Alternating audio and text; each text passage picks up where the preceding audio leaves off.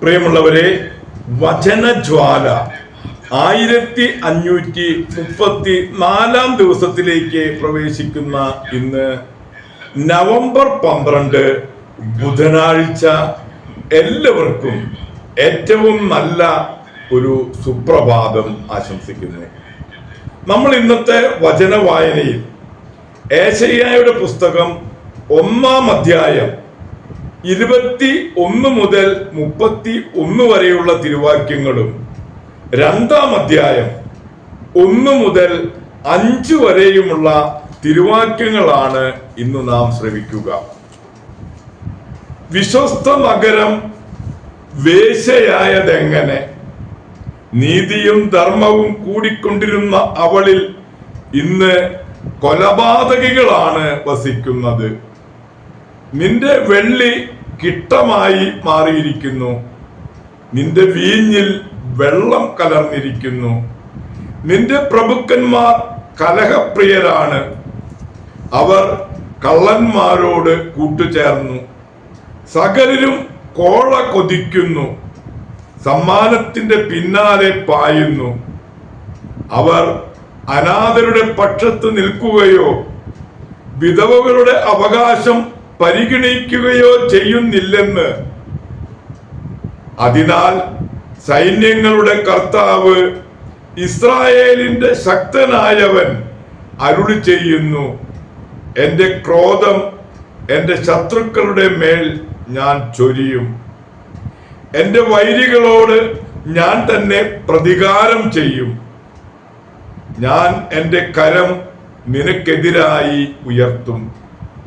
ചൂളയിൽ എന്ന പോലെ ഉരുക്കി നിന്നെ ശുദ്ധി ചെയ്യും. നിന്നിൽ കലർന്നിരിക്കുന്ന വിലകെട്ട ലോഹം ഞാൻ നീക്കിക്കളയും.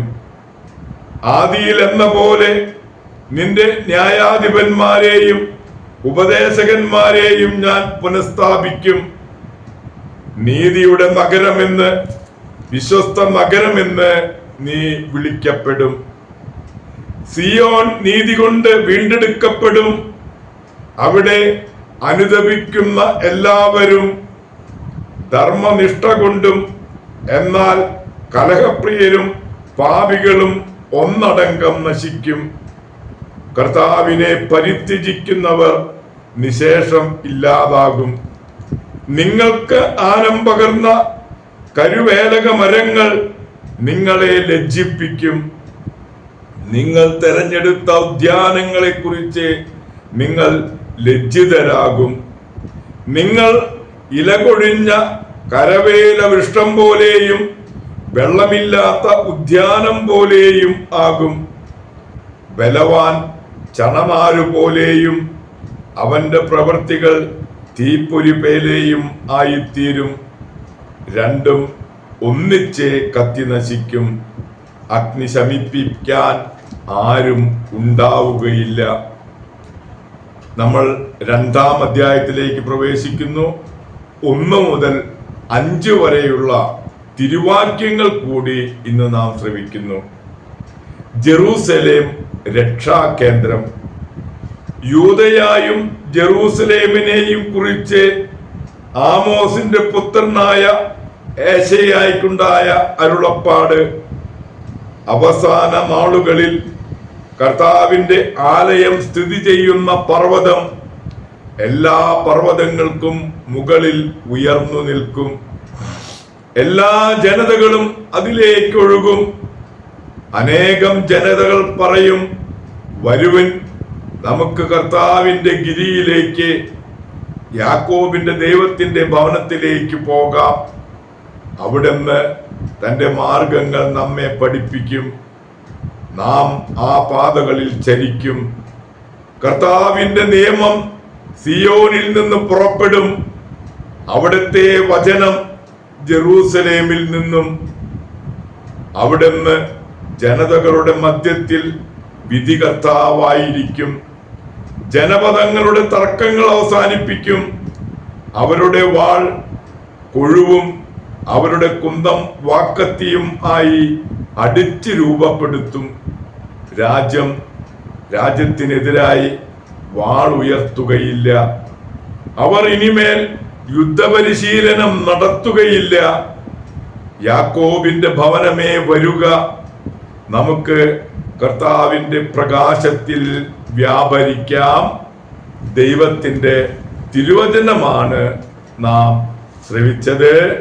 പ്രിയമുള്ളവരെ, ആഗോള കത്തോലിക്ക സഭയിൽ ഇന്ന് മെത്രാനും രക്തസാക്ഷിയുമായ വിശുദ്ധ ജോസഫാത്തിനെ അനുസ്മരിക്കുന്ന പൊൻസുദിനം.